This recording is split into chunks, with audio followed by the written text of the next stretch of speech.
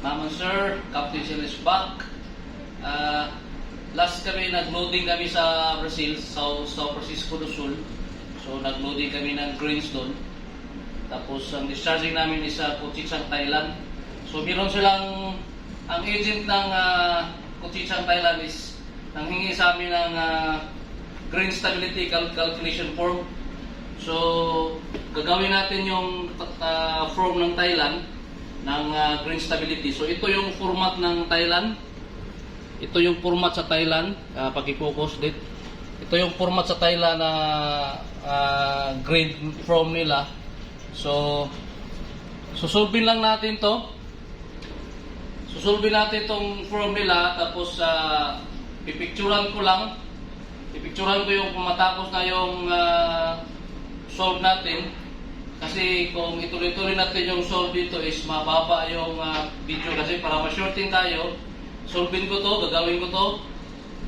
Tapos explain ko na lang sa video kung paano gawin. Para sa atin to sa mga beginners o para sa mga gusto mag-shipmate na hindi meron silang guide, no? Tapos gagawa din tayo ng slack holes. Gagawa tayo ng slack holes. Tapos punta tayo sa curve line. Sa curve natin na gagagawa para may guide yung mga kabaro natin na gusto mag-shipmate. Saka sa mga bago, saka sa nalilito na o na yung mga nakalimutan. So ito yung front page niya sa Thailand na form. Nakikita nyo, meron ditong Thailand words. So ito yung front page niya. Tapos ito yung part 1. Tapos yung part 1, the same lang to sa NCB sa US. So ito yung gagawin natin. I-solve natin to. Gagawin natin to. Tapos pagkatapos ng gagawin ko to, pipicturean ko. I-focus ko pag-picture. Tapos i-explain ko na lang kung paano pag-gawa nito, ha. Tapos yung part 2, yung ship and cargo calculation, yung departure, intermediate, saka yung arrival. So, itong intermediate, ginagamit lang to sa, let's say, kung meron kayong bunkering port na madadaanan. So, katulad ngayon, meron kaming bunkering port kami sa Singapore. So, maglalagay ako dito para din sa kapwa natin si Pirards na nag-request na isali daw yung intermediate, saka yung arrival. Okay, so ito mahaba-haba kasi itong part 2, kaya gagawin ko na lang to, i-solve ko na to siya, tapos i-explain ko na lang. Tapos dito rin sa part 3, ganoon din. Itong part 3 madali lang, kay konti lang to siya. Ito na yung part 1 natin. So na-solve ko na yung part 1. Nakita nyo yung part 1. So yung switch factor natin is 1.35. Ang cargo natin is soybeans. So, 5 budiga, cargo, and storage factor is 1.35. So, ito yung grain cubics, total anyos. So, since nga 100% yung budiga natin, so, same lang sila kung nakita nyo.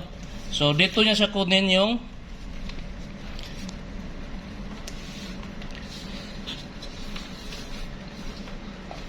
hold capacity table. So, dito tayo sa untrim ends. So ito yung capacity niya, 13955 kung nakita nyo. So 13955 dito. Okay, so since ito yung lahat 5 budiga sa net capacity niya sa untrim ends.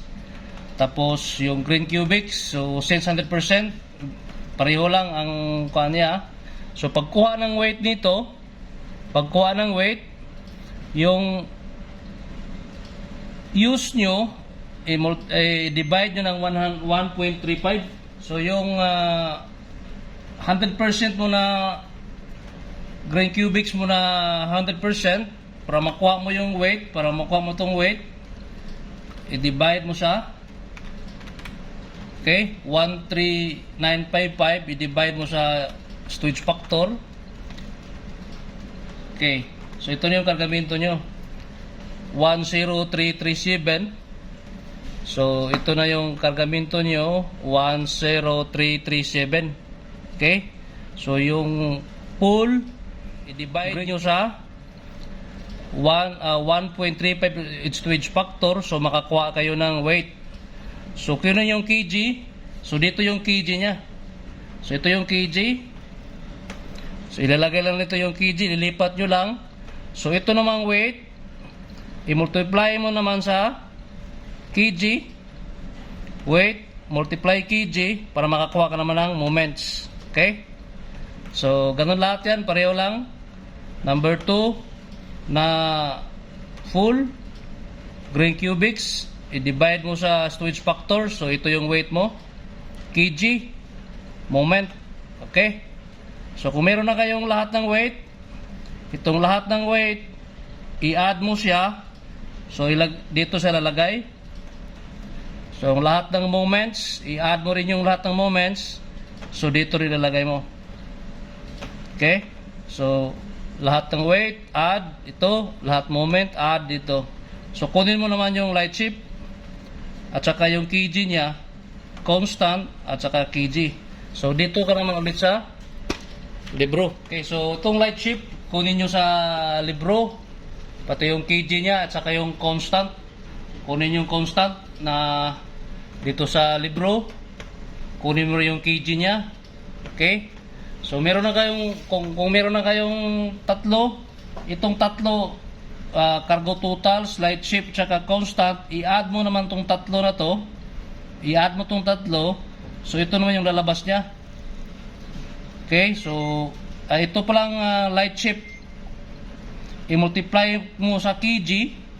So ito yung moment niya. Constant, i-multiply mo sa kg, ito yung moment niya. So itong tatlo na to nga moment, i-add mo siya. So ito naman yung lalabas niya. Okay? So dito yung per hold, full and trim. Maglagay mo lang FUT, full and trim, kasi 100% yan sa untrim ends. Okay, natapos na tayo sa part 1. Tapos na tayo sa part 1. Picture ko ito mamaya, tapos silipin nyo mamaya. Tapos dito tayo sa part 2. So kung nakita yung part 2, nilagyan ko na ng mga data, mga details pala, departure, intermediate, saka yung arrival, kasi meron kaming bunkering sa Singapore. So nilagay ko dito yung tank, ito yung tank, yung FO, DO, saka freshwater at saka after peak. So meron kaming after peak na 300 para pang trimming namin. So kung nakita niya dito yung FO namin, bakante dito sa departure dahil empty to siya. Tapos ito yung magiging, dito ilagay namin yung bunker namin ng arrival. Tapos kung napansin niyo rin dito sa isang FO namin na may laman sa departure, pagdating naman dito nagbunkering dahil itong weight na to is magiging empty to. Tapos magre-replace kami dito sa Singapore. Okay? So ito yung arrival niya, ito yung mga weight niya, ito yung kg, ito yung moment, kg, moment, saka yung pressure piece. So ito palang kg, kung nakita nyo dito sa baba, nakalagay dito is actual. Okay, actual sa baba. Tapos dito naman sa pressure piece moment is max is maximum. So ang nakalagay dito sa kg, pwede nyo dito yung kg nyo. Kung nakita nyo dito, this kg siya. So hanapin yung kg nyo dito, yung actual na sinabi niya. Dito naman sa pressure piece moment, so kunin nyo dito sa libro.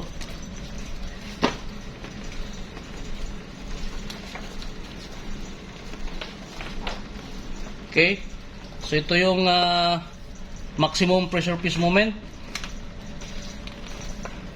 So ito yung FO. So nakita dito yung pressure piece moment sa gilid. So ito yung maximum niya. Freshwater, dito rin yung freshwater. Freshwater, dito yan. Tsaka yung after peak. So ito naman yung maximum pressure piece moment sa after peak, maximum sa freshwater.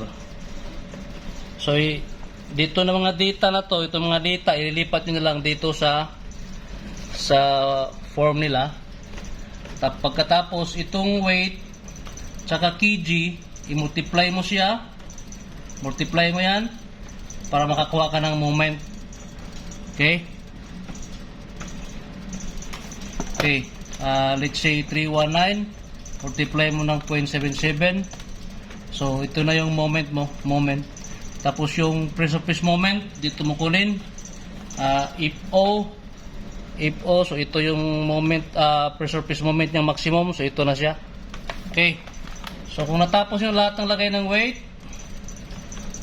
nalagay nyo lahat ng kg nyo, at saka yung moment nyo, at saka yung pressure piece moment, i-add mo naman siya. Add to siya dito. So, ito yung result niya. Moment, add nyo naman yung moment. Ito yung result niya. Add yung lahat ng pressure piece moment. Ito din yung result niya. Okay? Tapos, itong ships and cargo totals, dito nyo kunin sa part 1. Part 1. So, ito yung ship and cargo totals mo. Itong dalawa na to. So, ilipat nyo lang sa part 2. So, ito na siya. So, okay. So, paglipat nyo dito siya, ganun din sa intermediate, the same lang. Ganun din sa rival. Kita nyo, the same lang siya. Okay. Pagkatapos itong dalawa, i-add nyo. Add itong dalawa, add. So, pag i-add nyo, ito yung lalabas niya, is displacement, saka yung total moments. Okay? Ganun din dito, add itong dalawa, i-add itong dalawa, add yung dalawa, saka add yung dalawa. Okay? So, meron na kayo dito. So, ilagay yung ceiling drop nyo, saka yung density. Pag meron na kayo dito, kunin naman na natin yung departure kg. Okay, so pagkuha ng departure kg, solid. So, itong dalawa na to, ito at saka ito, i-divide mo naman siya. Okay, so kunin natin yung kg, 798,189. Divide mo ng 73665. So, ito na yung departure kg mo. 4. So, 4. So, pressure piece correction. Yung pressure piece correction, ito naman yung total pressure piece correction mo, i-divide mo naman sa displacement. Okay, pressure piece moment, total pressure piece moment, i-divide mo sa displacement para makakuha ka ng pressure piece correction. So, 9715, divide mo ng 73665. So, ito yung pressure piece correction mo, 13. Ngayon, i-add mo itong dalawa. Nakalagay na, add 10.84 plus 0.13. So, ito na yung departure kg mo na liquid. 97. So, ngayon, kunin mo yung departure km. So, yung departure km, dito ko naman titingin sa libro. So, departure km, dito ka titingin sa displacement. Kunin mo yung pinaka-close, tapos ilagay mo yung km dito. So, punta tayo sa hydrostatic. Dito tayo sa hydrostatic table. So, kunin mo yung pinaka-close na displacement, 73665. So, dito tayo sa 73665. So, meron itong 73651. So, ang km niya is 5.3. So, ilagay niyo itong km dito. 15.3 pala. 15.3. Okay, 15.3. Tapos yung departure kg mo na 1097. I-minus mo itong dalawa. 15.3 minus 10.97. So, meron ka ng departure GM.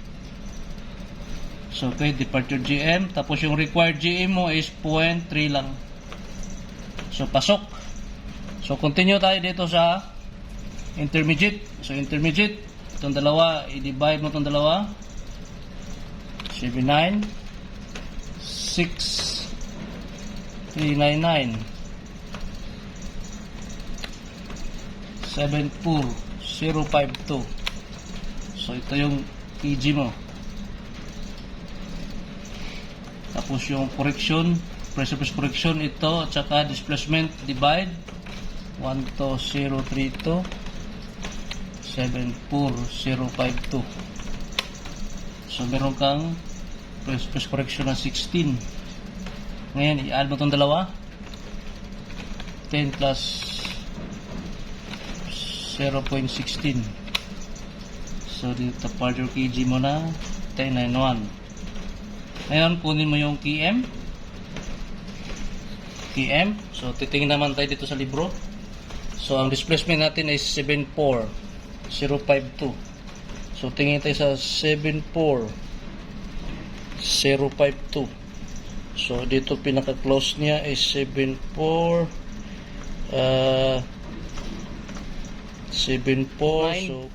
so 1529 yung km niya. 1529 minus mo sa what's your kg. So minus 10.91 mo na departure kg. So meron ka ng departure GM. So required mo na is 0. So dito sa arrival naman, kunin niyo itong kg dito. Departure kg is divide pa rin 796165. Bayad mo ng 74014. So 1076. Tapos total mo na moment 12032. Divide mo ng 74014. So meron kang 16 pa rin na pressure correction. Okay? Tapos i-plus mo sa dalawa, 0.76 plus 0.16. So 1092. So meron kang 1092. So kunin mo yung km. So 74 pa rin yung km. So dito pa rin tayo sa 15.29 minus mo ng departure kg 15.29 minus mo ng kg na so meron ka ng 437. Tapos yung mo is 0.3 lang. Okay, so ito na pagkuha ganun lang pagkuha dito sa part na to. Itong dalawa divide, kuha ka ng kg at saka yung km, hanapin mo sa libro. Okay, tapos departure, intermediate, then arrival. Okay, so punta tayo sa part 3. So part 2, okay na yung part 2, ikaw ng part 3. So sa part 3 naman is 1, 2, 3, 4, 5. So since full yung kargamento natin, full is untrimmed. Full untrimmed.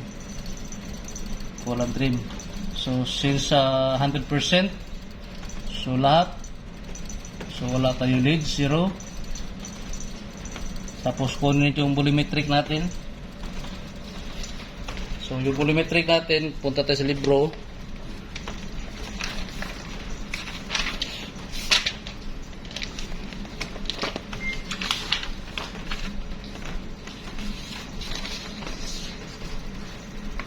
So ito yung volumetric natin. Total volumetric healing moment. So ilagay natin 3896 4319 4353 4329 and 4972. Stretch factor natin is 1.35.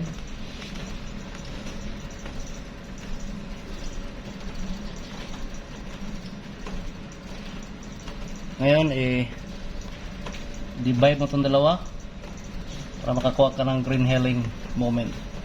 So 3896 divide mo ng 1.35. Okay, so meron ka ng 2.886. So divide healing volumetric mo, i-divide mo ng Stewage factor, so kuha ka ng drain healing moment. So 4319 divide mo ng 1.35 is 3199. 4353 divide mo ng 1.35 3224. 4329 divide ng 1.35 3207. 4972 1.35 3683. Ngayon i-add mo itong lahat. I-add mo itong lahat. 2886 plus 3199 3224 3247 3683. So 16 199 38 96 4319 4353 9 4972 1 869. Ngayon, so punta tayo sa summary. So yung displacement ng departure, intermediate sa arrival, ilagay mo dito. So kung itong displacement ng departure is 73665, 73665, departure na intermediate is 74052, and arrival is 074014.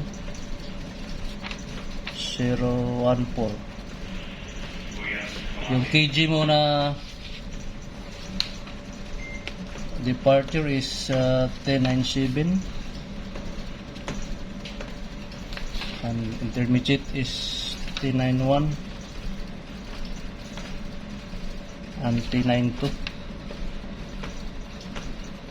Okay, so yung total grain healing moment mo is 16199 16199 16199. Ngayon, kunin mo yung maximum allowable moment. So since 70, almost mag 74 na to, 74 and 74, dito na tayo kukuha sa 74. Displacement natin is 74. Run off natin ng 74. Tapos since yung kg natin is almost na rin mag 11, run off na rin natin ng kg na 11.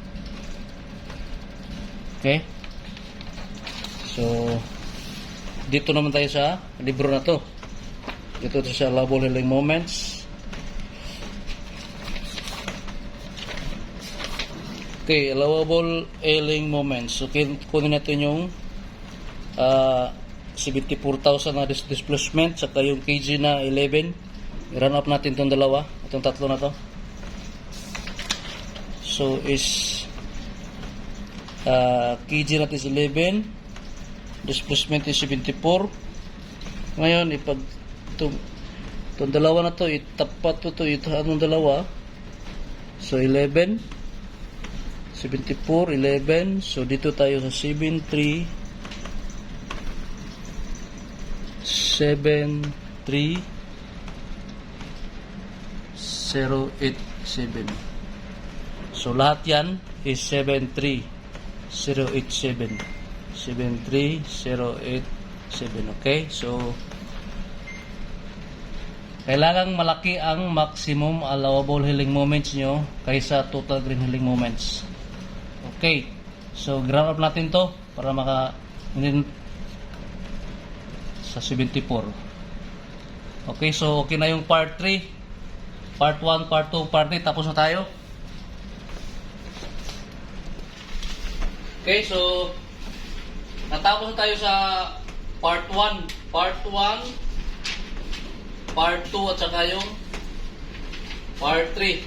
Ngayon, picturean ko to siya. Tapos i-focus ko para sundan nyo na lang. Itong gawa natin is sa Thailand to na form nila. Ginawa namin to ng actual dahil ito yung actual gagagamito namin. So, 100% to lahat, kaya mas madali lang. So ngayon, as promised, kukuha ako ng sample lang sa slug holds para mapasadahan natin ulit, saka mag-guide sa inyo ng mga beginners at gusto mag-chipmate.